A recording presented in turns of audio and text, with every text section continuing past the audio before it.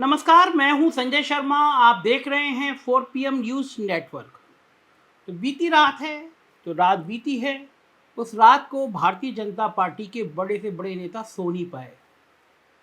दिल में दर्द हुआ बहुत सारा। कर्नाटक के एग्जिट पोल में बहुत सारे संकेत दे दिए। हम पिछले दिनों कह ही रहे थे कि जो हालात बन रहे हैं, बंगाल में बन रहे हैं, बिहार में हैं, मध्य प्रदेश में हैं, राजस्थान में भी तनाव है और महाराष्ट्र है, कर्नाटक, ये बहुत सूट नहीं कर रहे हैं। एग्जिट पोल ने बता दिया कि कर्नाटका में कांग्रेस की सरकार बनने जा रही है। लगभग सभी टीवी चैनल का मानना था कि कांग्रेस की सरकार कर्नाटक में बन जाएगी। तो साहेब और छोटे साहेब रात पर बड़े परेशान रहे। लेकिन आज का दिन और परेशानी भरा है। दरअसल पिछले कुछ दिनों से महाराष्ट्र की सियासत में पवार पावर का लेकर काफी उठापटक चल रही थी, पवार साहब को लेकर। अब जब पवार मामला थोड़ा हल्का पड़ा तो अब सबकी नजरें महाराष्ट्र की शिंदे सरकार के भविष्य पर टिकी है। आज का दिन महाराष्ट्र की सियासत के लिए बहुत बड़ा होने वाला है, क्योंकि आज शिंदे सरकार के भविष्य का फैसला होगा। आज ये पता चलेगा कि भाजपा और एकनाथ शिंदे की सरकार बची रहेगी या फिर महाराष्ट्र की राजनीति में एक बार फिर बड़ा खेला होगा। दरअसल आज यानी 11 मई को शिवसेना के 16 विधायकों की अयोग्यता पर सुप्रीम कोर्ट की खंडपीठ, 5 जजों की खंडपीठ अपना फैसला सुना सकती है। इस बात का इशारा खुद चीफ जस्टिस DY चंद्रचूड़ ने किया। ऐसा इसलिए भी संभव है क्योंकि जिन 5 जजों की संविधान पीठ के समक्ष इस मामले की सुनवाई हुई है, उनमें से एक जज 15 मई को रिटायर हो रहे हैं। इसलिए उनके रिटायरमेंट से पहले फैसला सुनाए जाने की पूरी संभावना है। ऐसे में इस फैसले को लेकर सत्ता की धड़कनें तेज हो चुकी हैं। साथ ही उन्होंने ये भी अंदेशा दिया कि कल ही दिल्ली का एक और बड़ा फैसला आएगा, जिसमें LG बनाम दिल्ली सरकार के बीच फैसला किया जाएगा। दरअसल ये मामला दिल्ली में अधिकारियों की ट्रांसफर पोस्टिंग विवाद से संबंधित है। लेकिन महाराष्ट्र समेत पूरे देश की नज़र आज महाराष्ट्र की एकनाथ शिंदे सरकार के भविष्य पर टिकी होगी, क्योंकि पिछले कई दिनों से महाराष्ट्र में जो सियासी उठापटक चल रही है, कहीं ना कहीं उसके तार भी इस फैसले से जुड़े हुए हैं। क्योंकि एनसीपी में मची उठापटक सुप्रीम कोर्ट के कल के फैसले के बाद और भी रोचक हो सकती है। ऐसे में सर्वोच्च न्यायालय के आने वाले फैसले पर शिवसेना, बीजेपी के साथ साथ विपक्षी दल कांग्रेस और शिवसेना सभी को समान रूप से सबकी निगाह अटकी है। और ऐसा इसलिए है क्योंकि इस फैसले से ही महाराष्ट्र की राजनीति की दिशा तय होगी। कल ये साफ हो जाएगा कि भाजपा और शिंदे की सरकार टिकी रहेगी या फिर 11 महीने चलने के बाद शिंदे और भाजपा की सरकार गिर जाएगी और महाराष्ट्र की सरकार में फिर कोई नया खेला होगा। ये सब आज पता चल जाएगा। अब तक सुप्रीम कोर्ट में जो सुनवाई हुई है, उसमें दोनों ही तरफ से जोरदार बहस हुई है। पिछली बहस में शिंदे गुट ने दावा किया था कि अगर किसी पार्टी में बहुमत को ऐसा महसूस होता है कि नेतृत्व में बदलाव होना चाहिए और विधायक बहुमत से अपना नया नेता चुन लेते, तो इसमें गलत क्या है। शिवसेना का तर्क था, यदि किसी पार्टी के विधायकों या सांसदों को मिला लेने से पार्टी पर अधिकार नहीं हो जाता। पार्टी हजारों लाखों कार्यकर्ताओं से बनती है। कानून इस बारे में साफ है कि कोई गुट किसी पार्टी से अलग हटकर पार्टी पर अपना अधिकार नहीं जमा सकता। वह गुट किसी अन्य पार्टी में विलय करे, यही एक रास्ता है। वैसे बहस के दौरान जजों ने तत्कालीन राज्यपाल को लेकर बहुत गंभीर टिप्पणी की और ये शर्मनाक था कोश्यारी के लिए। अब संविधान की 10वीं अनुसूची के प्रावधानों पर जो बहस हुई है, उसे देखते हुए ये फिलहाल पक्के तौर पर यह नहीं कहा जा सकता कि फैसला किसके पक्ष में और किसके खिलाफ जाएगा। लेकिन इस फैसले को लेकर सत्ता के गलियारों में 2 संभावनाएं उठ रही हैं। पहली संभावना यह है कि विधायक अयोग्य घोषित नहीं किए जाएंगे, बल्कि सुप्रीम कोर्ट मामले को राज्य विधानसभा के अध्यक्ष को वापस भेज सकता है, जिससे शिंदे फडणवीस सरकार को यथास्थिति बनाए रखने में मदद मिलेगी। हालांकि ये ध्यान रखने वाली बात है कि 5 जजों की इस पीठ में चीफ जस्टिस DY चंद्रचूड़ खुद भी शामिल हैं। अब आप खुद समझ गए होंगे मैं क्या कहना चाहता हूं, क्योंकि चंद्रचूड़ के पूरा देश उनके ऊपर भरोसा करता है।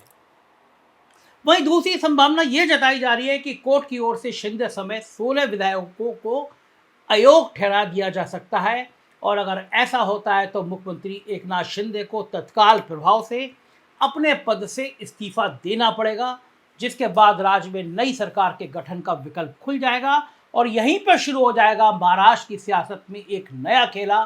क्योंकि 16 विधायकों के अयोग्य घोषित होने के बाद ना तो भाजपा अकेले दम पर सरकार बनाने की स्थिति में होगी और न ही उद्धव ठाकरे गुट की शिवसेना। हालांकि भाजपा और शिवसेना यानी शिंदे गुट गठबंधन के पास तब भी बहुमत बरकरार रहेगा, लेकिन दोनों को मिलाकर फिर से सत्ता पक्ष का नेता चुनना पड़ेगा और विधानसभा में बहुमत साबित करना पड़ेगा। ऐसे में शिंदे के फिर से मुख्यमंत्री बनने को लेकर जानकारियां जो आ रही हैं वो अलग अलग रहे हैं।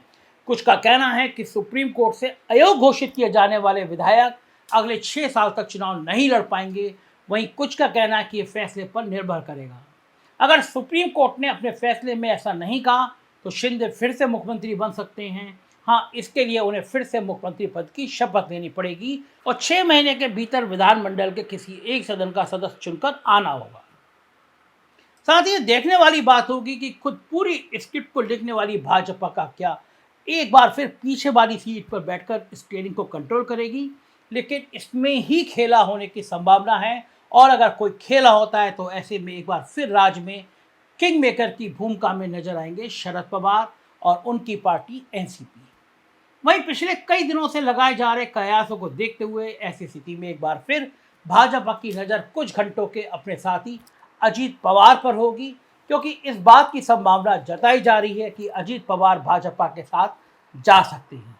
ऐसे में अगर एक बार अजीत पवार एनसीपी को तोड़कर भाजपा के साथ जाते हैं और अपने साथ कम से कम 35 से 40 विधायक ले जाते हैं तो वो महाराष्ट्र में एक नई सरकार का गठन कर सकते हैं। हालांकि इसमें भी अजीत पवार मुख्यमंत्री बनने की इच्छा पहले ही जता चुके हैं।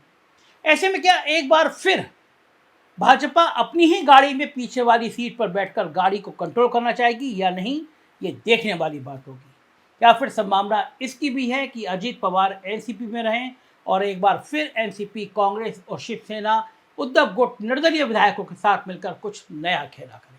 फिलहाल ये सब संभावनाएं हैं। वहीं अगर सुप्रीम कोर्ट ने विधायकों को सीधे पात्र या अपात्र घोषित नहीं किया और विधायक को योग्य या अयोग्य ठहराने का फैसला विधानसभा अध्यक्ष पर छोड़ दिया तो सत्ता पक्ष की कोशिश फैसले को टालने और यथास्थिति बनाए रखने की होगी।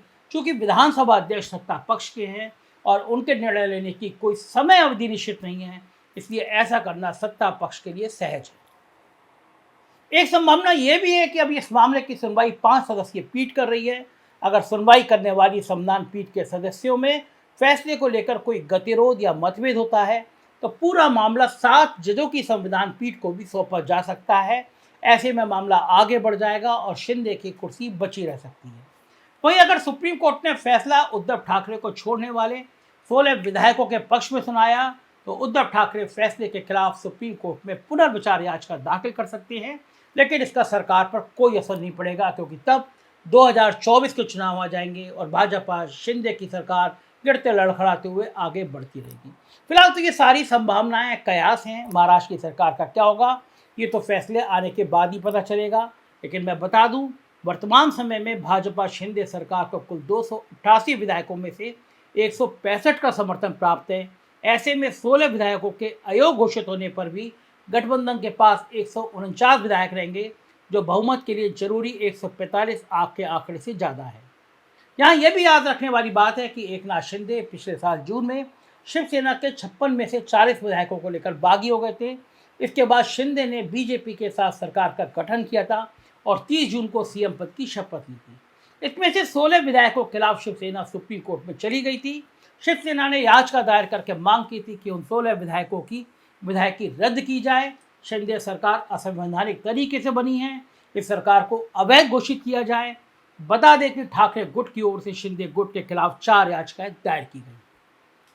फिलहाल क्या होगा ये तो फैसले के बाद पता चलेगा, लेकिन ये साफ है कि आज का दिन महाराष्ट्र की सियासत के लिए काफ़ी महत्वपूर्ण है, क्योंकि महाराष्ट्र की सियासत की दिशा आज तय होगी और एकनाथ शिंदे का भविष्य भी काफ़ी हद तक तय कर दिया जाएगा।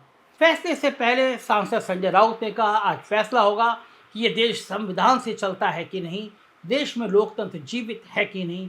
आज ये भी फैसला होगा कि हमारी न्याय व्यवस्था किसी दबाव में काम कर रही है या नहीं। ये देश संविधान से चलता है और जो देश संविधान से नहीं चलता तो आप पाकिस्तान की हालत देख लीजिए।